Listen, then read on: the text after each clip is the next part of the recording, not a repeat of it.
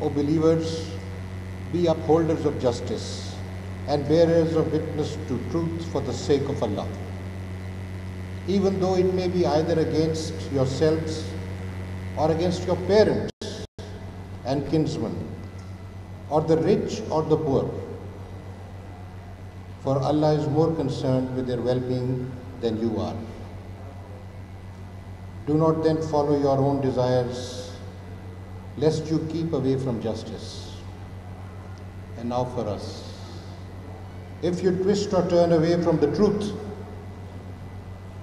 know that Allah is well aware of all that you do.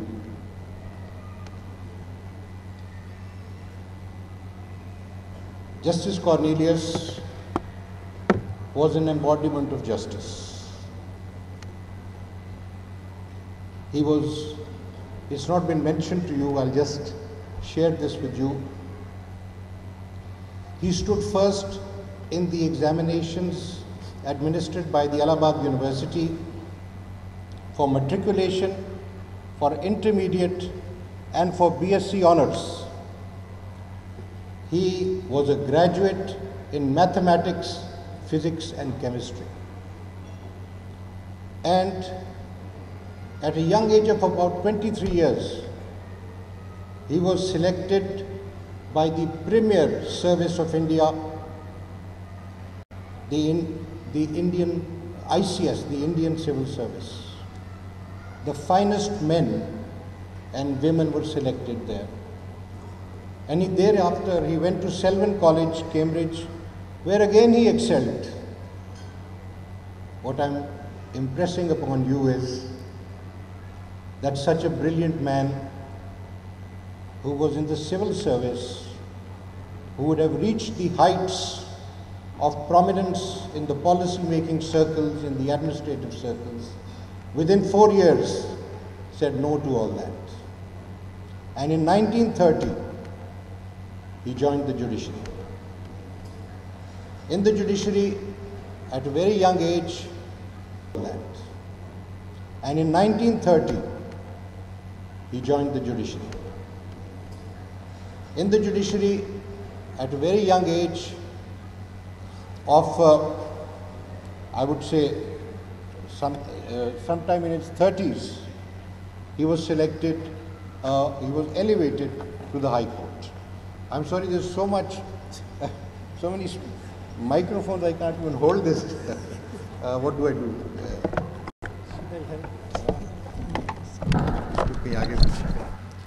Thank you. I'll have to minimize my requirements. So he was elevated to the judiciary at the age of 41 in the High Court, Lahore High Court. Within 7 years, ladies and gentlemen, he distinguished himself and he was elevated to the Federal Court of Pakistan. I have spent a total of 19 years in the judiciary in the High Court and the Supreme Court. Justice Cornelius spent 17 years in the Supreme Court of Pakistan. He was one of the longest serving Chief Justices of Pakistan from 1960 to 1968. And in times that were difficult, because Pakistan was an embryonic state, it was growing, it was trying to grapple with all the difficulties of a young country, and of course there were political issues. In 1955, Justice Cornelius, who was by then in this, it was called the Federal Court. In the following year, when the Constitution came, it became the Supreme Court in 1956. In the Federal Court, he was the lone voice which said that the dissolution of the Assembly, Constituent Assembly, by the Governor General was illegal. That judgment today is hailed as an outstanding rendition of justice. For the reason that the majority decided that the Sindh High Court did not have the jurisdiction to decide the matter. And therefore, there was no judgment of the Sindh High Court which could be assailed. It was an illegal judgment. The majority allowed technicality to avoid the truth. And when truth was avoided, justice was avoided. Today, one man's voice is celebrated in our circles. The rest of the men, although they include many distinguished jurists, the majority are not mentioned at all. This is the course of history, and this is the message to any judge who wants to stay on the right course.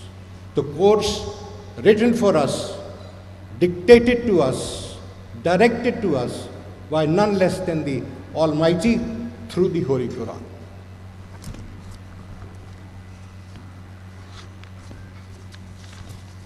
But that was not all about Justice Cornelius.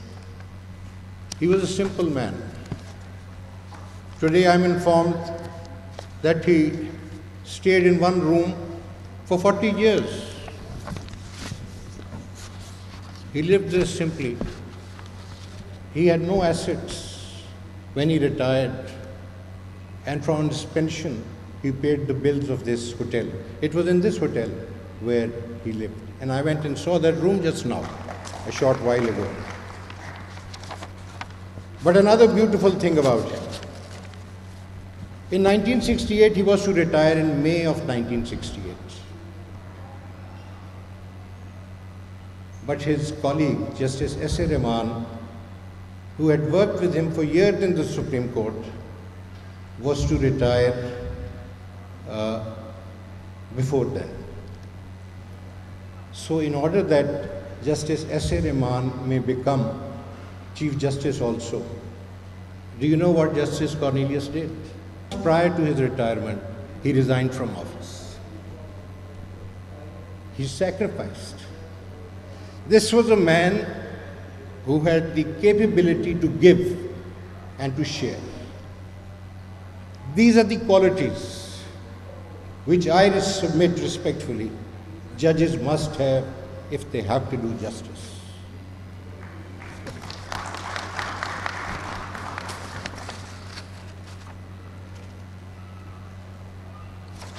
I feel inspired by that gentleman because he wrote brilliant judgments also.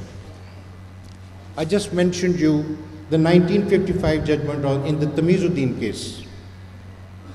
Then there was this famous Doso case in 1958, which is the one that legitimized martial law for the first time in Pakistan. But an offshoot before the court in that case was whether fundamental rights that had been violated prior to the martial law and the cases were pending in the courts, whether those petitions would abate or continue to be enforced. The general tendency was that everything is closed. The Constitution is abrogated and a new legal order has started. But Justice Cornelius wouldn't believe that. He said, but this happened before the abrogation took place. These rights for fundamental rights accrued and were claimed before the abrogation took place. So even after the abrogation, those fundamental rights will be enforced. And this is the way the gentleman conducted himself. He did something similar in Abul Ala Maudoudi's case in 1964. Two provinces in the country, at that time East Pakistan and West Pakistan, decided to abolish the Jamaat-e-Islami. It was an executive order opinion of a government servant or an executive officer, whoever it was, declared that this political party should be abolished. There was one view projected by the government that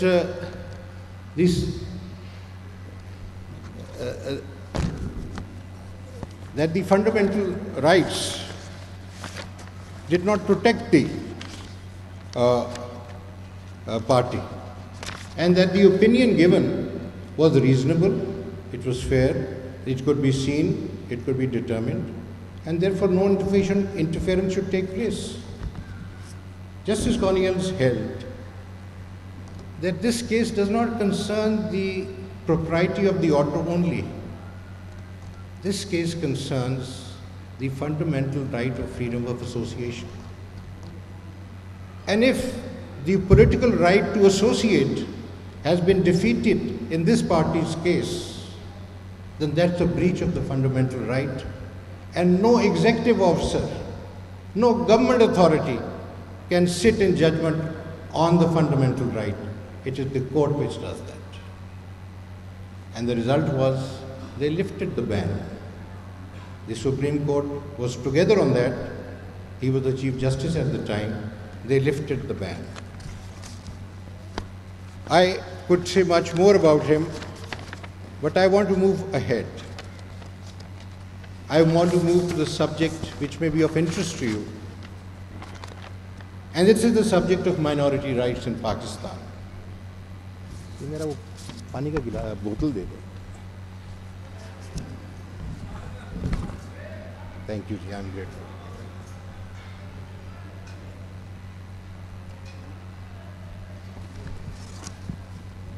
Our constitution, as Ms. Sabahat just told us, assures freedom to profess religion, to manage religious institutions, subject to public order and morality. Our Constitution in Article 21 safeguards particular religions against taxation for the it safeguards against taxation for purposes of particular religion. So for no particular reason can other religions be taxed. To safeguards educational institutions in respect of religion, etc.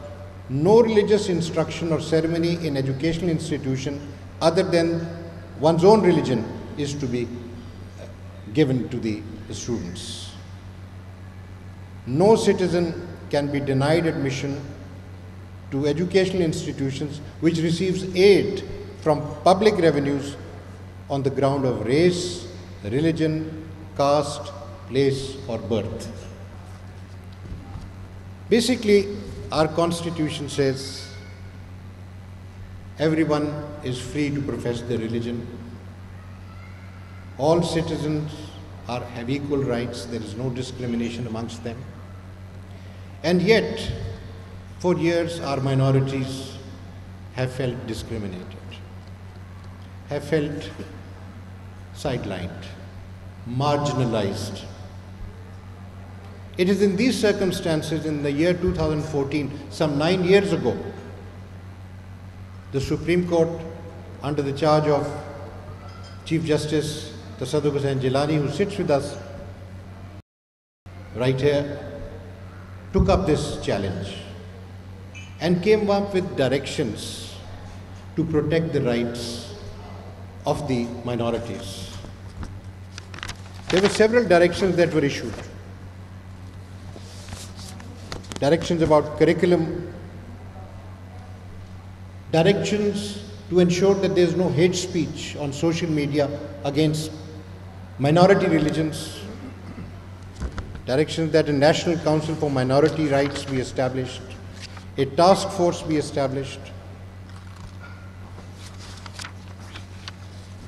and a special police force be established to protect religious places of worship. A job quota for minorities at 5% be ensured. and similarly an admission quota in educational institutions be ensured. For many years, these directives were carried out under the charge of Mr. Sath, who sits right here. That was a one-man commission. He worked strenuously, selflessly, and achieved many objectives. I may agree with Sabahat, there's a lot more to be done. But pursuant to that judgment, there was movement and a great deal was done. Today, the minorities see that judgment as an umbrella which protects their rights. Today, the Supreme Court acts as a facilitator vis-à-vis the government authorities who have been cooperative. We must not overlook the fact, ladies and gentlemen,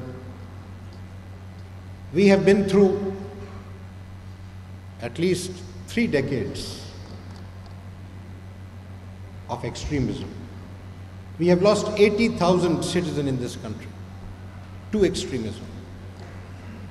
And by the grace of God, the situation is improving, and a lot of the complaints regarding violence which the minorities have.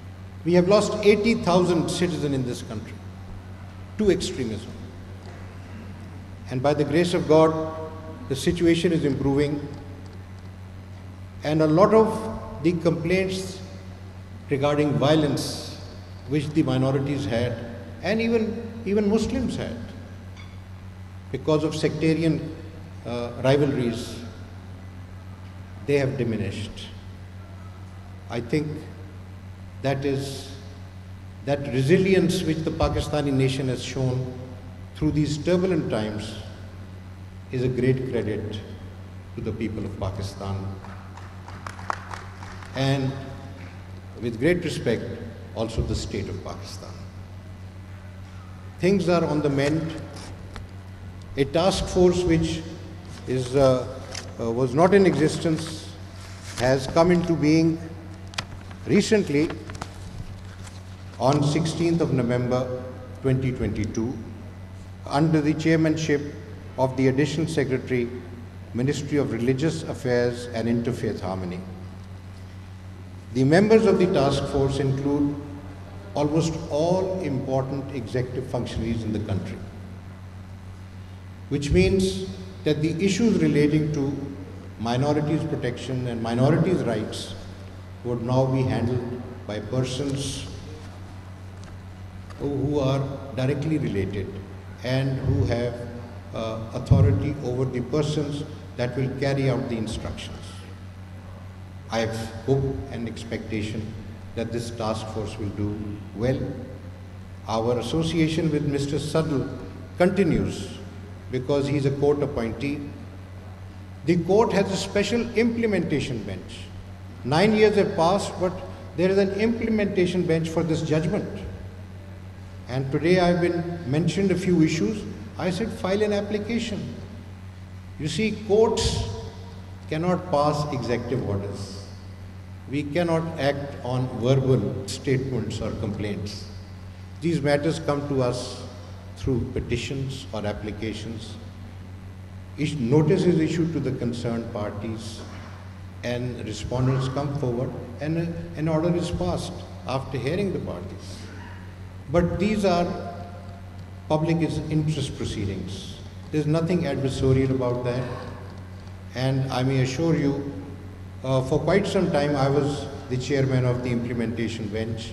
Now it is headed by someone else. And we always found cooperation from the government of Pakistan, as well as the provincial governments.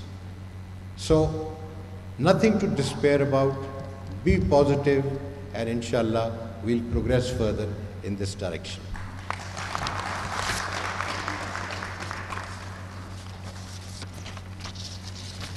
You see,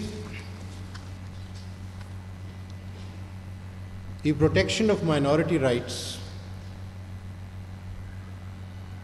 the protection of rights of different sects within the fold of Islam, all this has to do with awareness and knowledge. You will be pleased to know that the Islamic faith does not appreciate sectarianism. There are several verses of the Quran that talk about it. And it is said that leave these differences to God. Don't fight amongst yourselves. What you have to do is Amar bil Maroof wa Nahi anil Munkar. Amar bil Maroof is do good deeds. Nahi anil Munkar is others who do bad deeds, just inform them and tell them, don't do this. You don't have to become violent. You don't have to become aggressive, but you should stop that. You should advise that. In relation to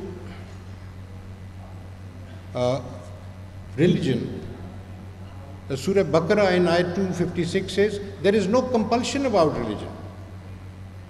There is no compulsion in faith. This is your own will, your own wish. In Surah Maida, which is number 5, Surah 5, Ayat 32, it is said, whoever kills one person unjustly is as though he has killed all of mankind. And whoever saves one life, it is as though he has saved all mankind. Mankind, whatever the form, whatever the color, whatever the creed, whatever the faith, is indistinguishable. There is no discrimination. That is how the Almighty considers human beings. In Surah Al-An'am 6, Surah 6, 108, the Almighty says, do not denigrate the deities of other faiths, lest in their ignorance, they disrespect Allah. Thus, Allah has made pleasing to every community their deeds. Let them do their deeds, their religious deeds. In Surah Hajj 22, Ayat 40, he says, due to the intervention of Allah to protect the places of worship of other faiths, the people who were confronting and fighting with each other did not destroy those places of worship. God intervened to prevent the destruction of places of worship. This is how important they are. This is how important the right of worship is. And so on. There's more, but I will not spend more time on that.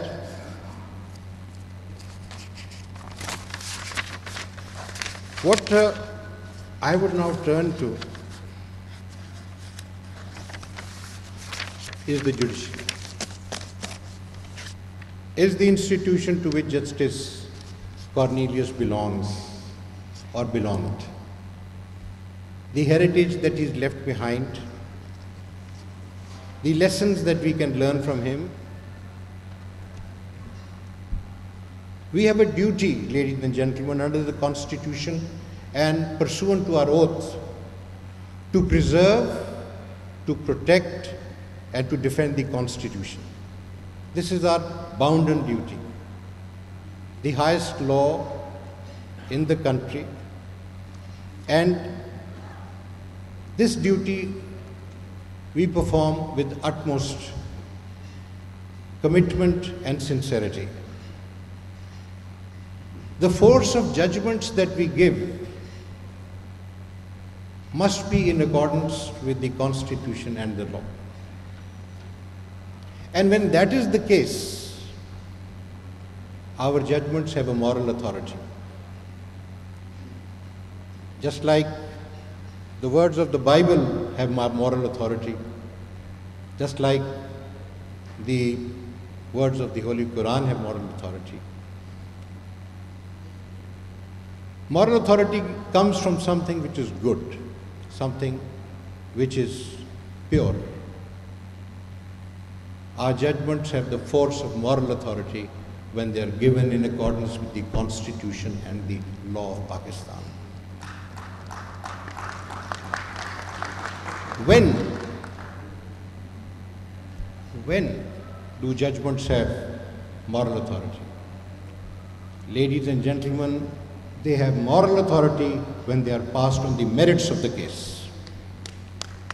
Otherwise, in Tamizuddin's case, 1955, dissolution of the Constituent Assembly, the majority said Sindh High Court didn't have jurisdiction, so they couldn't go to the merits of the case. Justice Cornelius said no. The Constituent Assembly is an organ higher than the Governor General's wishes and discretion to give assent. It was said that the Sindh High Court doesn't have jurisdiction because the law under which they are doing this did not have the assent of the Governor General. And by doing so, by declaring that assent was not necessary, the learned single judge, the dissenting judge, Mr. Justice Cornelius, held that the dissolution of the Constituent Assembly was illegal and unconstitutional.